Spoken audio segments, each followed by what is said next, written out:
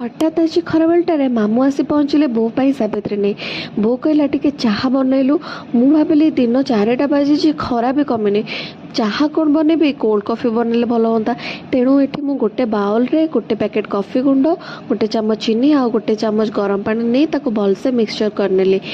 तो एठी blending jar रे 2टा आइस क्यूब आ से कॉफी पेस्ट दे तादरे गोटे कप क्षीर आ गोटे बाउल चीनी दे ताको भलसे ब्लेंड करनेली। ब्लेंड कर सारा पर एठी मु काच ग्लास रे चॉकलेट सिरप दे ताको भलसे डेकोरेट करनेली। डेकोरेट कर सारा पर से मिक्सचर टाको मु ग्लास रे ढालिली। एठी देखंतु तार टेक्सचर टा केते क्रीमी हिची। तो मु एठी मामू को प्रति भल पाइबा देखेबा को जाई टिके भाबली तापर टिके डेकोरेट कले होंदानी। तो मु एठी चॉकलेट सिरप दे ताको भलसे तापर डेकोरेट करनेली। डेकोरेट कर सारा पर मु एबे मामू का हाथ को बढ़े देली। मामू कोल्ड कॉफी पी के तमे एबे खुशी हो। मामू पी की कहले बहुत